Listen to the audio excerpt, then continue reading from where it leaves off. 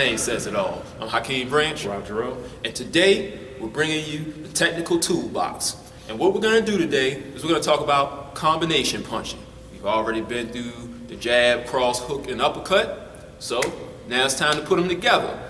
And for, educational purposes, more than one punch is considered a combination.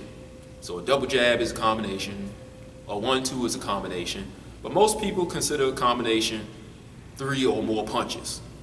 But what we're going to do is we're going to show you a few combinations, how to throw them, how to get your leverage on them, and how to vary your power on each one. Before we get started, you want to add anything, Rob? No, you pretty much said it all. Let's get it going. All right. Grab my mitts here. Now, as with any technical toolbox, we like to show you from the floor up. We like to go from the legs to the hands because, as we have taught you in our previous episodes, a punch is a full body experience and not just coming from your arms and shoulders. So we're going to back up a little bit more so we can get Rob's feet in here. I'm a little tall, so. Yeah. And what we're going to do is we're going to start with the basic 1, 2, 3. Jab, cross, hook. And now, switch places with me. Yeah. We'll switch places. See the open stance. Right. Rob's in his stance. You see he's tight. He's got his defense going there. I can't get to him, but he's about to get to me.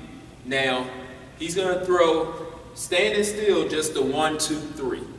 Go ahead.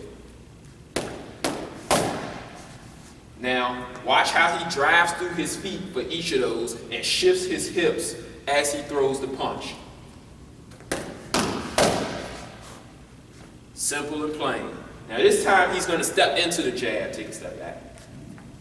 So he's going to step into the jab, then throw the 2, 3. About half speed, just so you can get a good look at what's going on. There you go, nice and easy. He steps in, he plants those feet, he gets full pivot on those punches, and he delivers the boom. Now he's going to go a little bit faster. Go ahead. Now, when you're throwing combination punches, you want to kind of vary the speed, vary the power, and that's going to come as you get better in throwing the punches. More fluid, more comfortable with throwing multiple punches, because if you know, as you're throwing punches, you leave yourself open to be countered. Now, the opponent has to be comfortable themselves to counter. So if you notice that when you start punching, they stop punching, then you keep punching. And the basics is always keep your hands up. As you see with my jab, bam, bring it back. Right, bring it back. Throwing that left hook, which you can go thumb down or thumb up. Thumb down, thumb up. A quicker one is thumb up, thumb down, you're putting a little bit more power to it, but always bring Keep it back. that elbow up. Now, those are things that, it's kind of a review from our other technical toolboxes. So this time, he's going to throw 2 hooks. He's going to throw a left hook up top, and then he's going to go downstairs after that. Okay. All right. Sorry, off the 1, 2, 3. I'm sorry, I did not clarify that. Now, see how Rob is now nowhere in the vicinity for me to counter him. After he threw his combination, he got out of the way. That's what we want you to do too. Get your combinations and get out of there. The next one that you want to do is same hand combinations.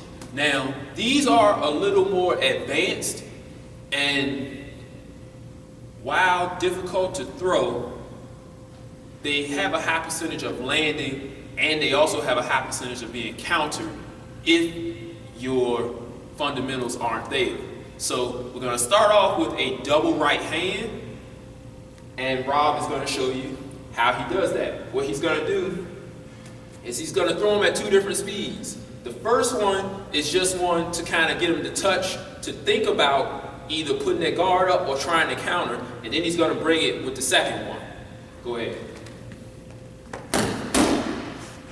See that? Very quick. He didn't even pull it all the way back. He just pulled it back enough for them to think that he was going to reset and maybe throw another punch or another hook.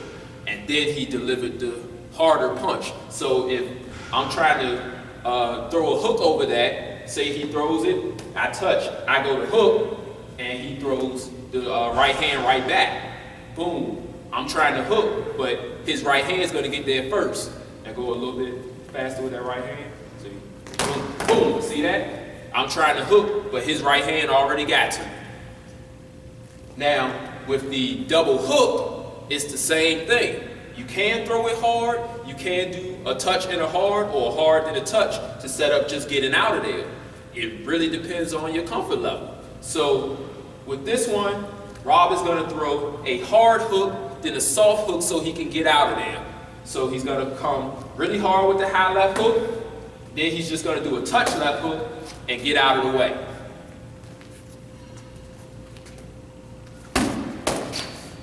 See? He's already out of the way, and because I'm either trying to counter him or trying to block that punch, he can get out freely. So now he's going to do that, and I'm going to try and counter him so you can see what I'm saying. So he's going to, I'm blocking, I'm trying to counter. He's gone. And the good thing about when you're turning and he's trying to throw that counter, you're already in a position to come right back, because he's got to turn towards you, or he's turning his back toward you, which is kind of, you leave yourself defenseless. That could be stopped by the referee, especially if you're really beating your opponent up, or if you're getting beat up. Right. So you put yourself in an advantage, and you hear commentators and trainers talk all the time about creating angles. That's what you're doing by punching and moving. You want to get an angle for you to punch that you can't be punched. So this time, Rob is going to throw combinations, but he's going to switch his angle each time. And what we're going to do is a 3-punch combination, but each time he's going to shift his body to either side of me and throw the combination. So you're going to go jab, step over, cross, step over again, hook. Okay. See that? Each time he's in a different place, so if I'm trying to catch him or if I'm trying to counter, I can't because he's not there to be countered, and it's leaving myself open to be countered. So we're going to do that as I'm trying to counter him, and you'll see it. So go ahead, jab, step over, I'm going to try and counter, and same thing. All right? Jab, boom, and come over here. It's just like that. And the good thing is, if you're in close, moving from side to side, and sometimes even back, but side to side creates space for you to get those punches off. Right, especially if you get on the inside and that person's trying to grab you or trying to maul you, and they may be trying to get some space themselves, and they may be trying to step back, but you stepping over to the side cuts them from doing so. So when you're combination punching, like we said, the feet are just as important as your hands.